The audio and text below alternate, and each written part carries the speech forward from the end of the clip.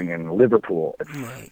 Every city has a different, every region has a different flavor, and you have to, as a performer, learn how to adapt and sort of go with it, maximize it. Right. Right.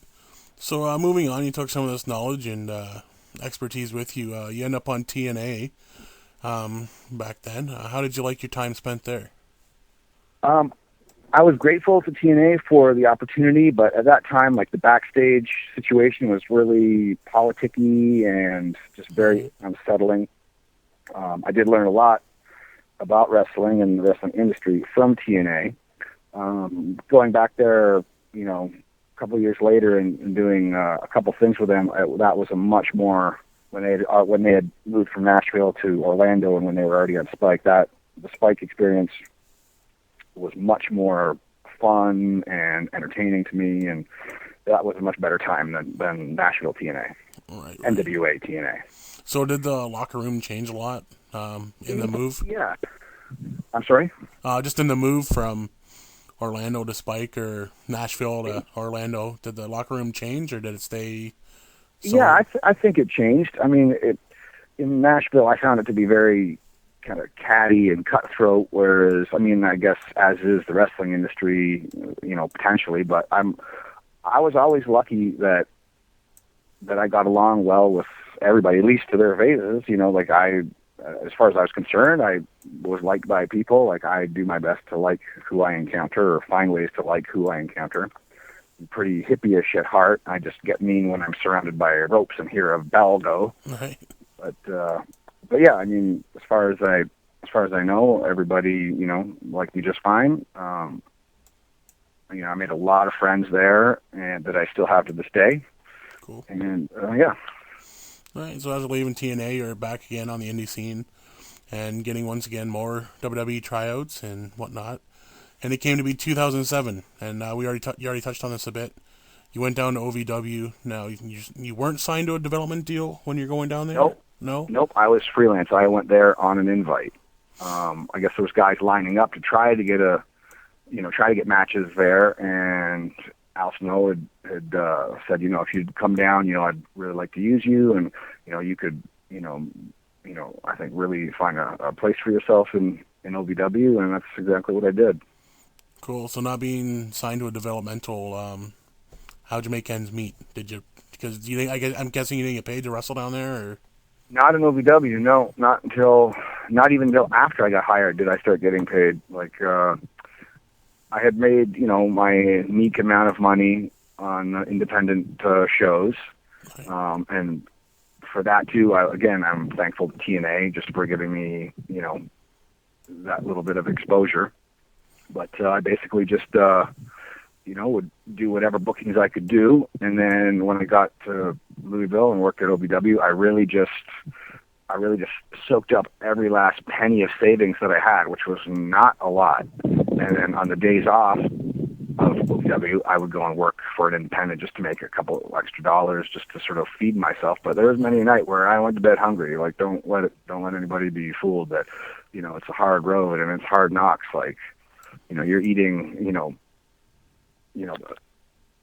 like cup of noodles and eating bags of cheap protein, and sometimes you're not eating at all. Sometimes it's a big bucket of water to tide you over and trick your stomach into thinking it's full. Like, really pay dues, and I respect anybody that really came up the hard way. And I mean, which sort of fast forwards me to a lot of the guys now. I mean, there's a lot of guys that just get where that have never taken a bump or never had an inkling to wrestle before, and if they go with it and maximize their opportunity, then power to them. But if they just sit on it and squander it, when so many guys are dying to be part of WWE, then that gets a little annoying. But just about every developmental guy I've ever met, with a handful of exceptions, has been hungry and nice and good attitudes, and that's about that.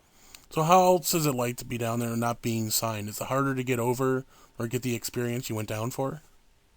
In OVW? Yeah. Well, I mean, I guess that really just depends on the performer. Like, I think I did a pretty good job getting over. I am a unique, again, using the word character. I brought experience to the table. Like, even though I wasn't signed, I still had a lot more experience than 9 out of 10 guys at OVW, as do I at FCW. That was one of my fortes. They didn't bring me in because I was some 8-foot tall, jacked up underwear model or ex-football player. They brought me in because I was a unique persona and I had experience, and I could pull a good match out of somebody that was just brand new.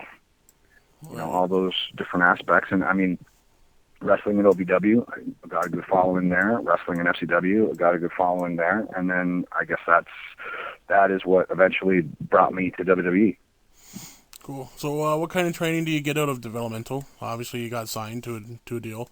Is it more character training, or is it more wrestling training? It's pretty physical. The way FCW was broken down, or is broken down, is you've got your handful of wrestling trainers that train the heck out of you all week long, and only the strong survive, and that's that, and the weak get weeded out. And on top of that, as far as personas, you've got Dusty Rhodes down there, who is sort of helping you develop your characters or your interview skills and what have you.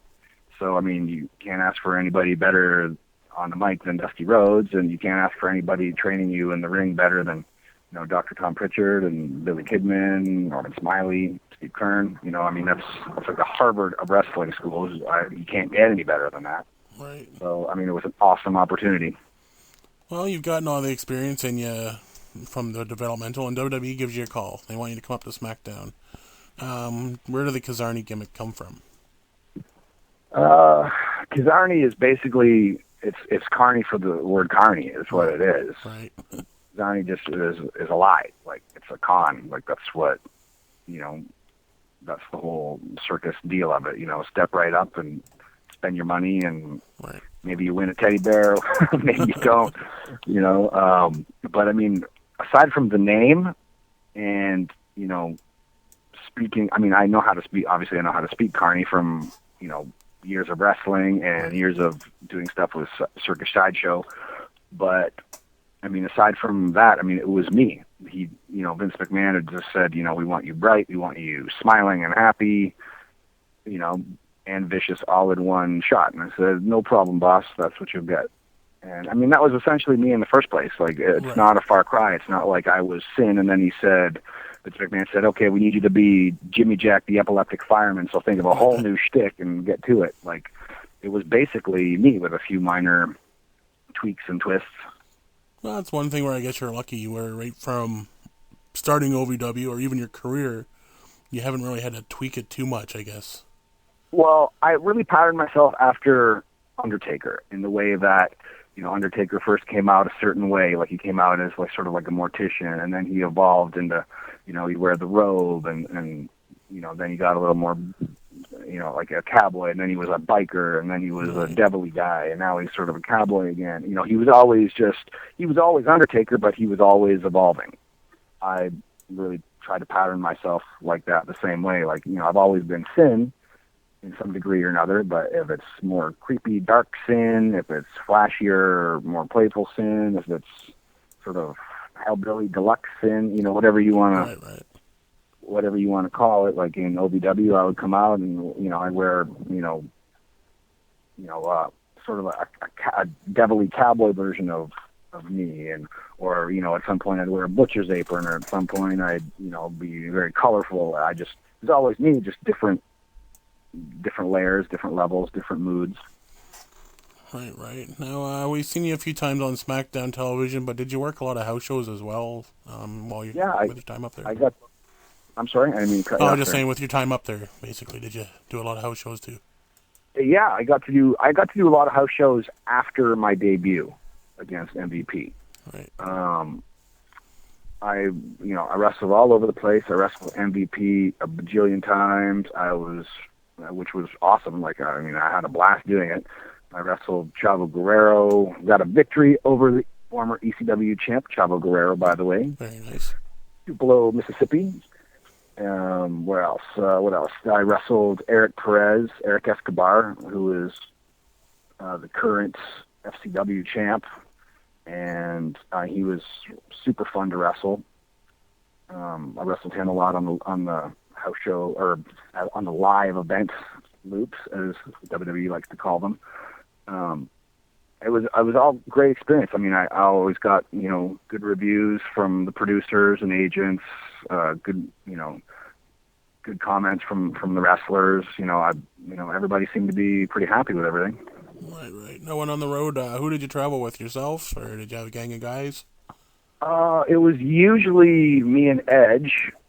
The one night, the first weekend that Christian Cage debuted back at WWE and coming out on ECW, the three of us piled into a hotel room like giddy little kids because we had grown up together, so we just thought it was the coolest, funnest thing to finally be at the same company together. Yeah, for sure. And it's just unfortunate that little stint was short-lived. That's the pretty sucky end of it, but that's how the cookie crumbles, I guess. Right. Now, how was the reaction backstage to Kizarny? Because seeing it live on TV, the crowd reaction was mixed. So were the agents and everybody, I guess you already said it, but were they satisfied? Were they happy with the way it was going? Or? Yeah, I mean, as far as the agents were concerned, everybody seemed to be, giving good write-ups to the office and what have you. Like, I debuted in a very heel-oriented city. Like, it was pro-heel, but, I think half of them didn't know if I was a good guy or a bad guy in the first place. And then, it's a confusing situation with MVP, who is, he's on a losing streak, so people are getting sympathy for him, wanting him to turn into a good guy, and he's a bad guy, so it's kind of a double confusing situation. So that was a pretty hard hurdle, but I think, things considered, I thought we had a good match. And, also, too, you have to consider they've just taken me, like a 9-year heel, and put him in his first good guy match on TV against somebody who's been an established heel and is in the process of turning into a good guy. So the confusion, wasn't working for us, but I think all things considered, it was a fun experience and a fun match. We really, wrestling each other on the live events, we really turned it up a notch, and really, I think I'm very proud that we entertained the fans how we did. Excellent. And I was lucky, I rode predominantly with Edge, but I got to ride with as many different guys as possible. Riding with Jesse and Festus, just riding with lots of guys, and everybody was always super cool and always had good tidbits of advice. My most proudest moment was wrestling Eric Escobar, and after the match, Edge coming in the locker room and just saying he was proud that was a really awesome match, and you just thought I was doing good. And we're tight enough that he had to tell me if something was terrible or brutal or what have you. So I was just really proud that the heavyweight champ of the world thought my match was awesome. Right. Now, with having someone like Adam or Edge that you've been friends with forever, and you get to reunite, did he ever go to bat for you or anything? Did he go to creative or to the agents and say, "Hey, let's push this guy. I know what he's got"? He did that when I got hired. Like, he really, said, "Hey, you need to take a look at this guy. Sin is a good talent and a good guy, and I think WWE needs him." Right. And so they took a good look at me, and they decided to bring me on. And so for that, amongst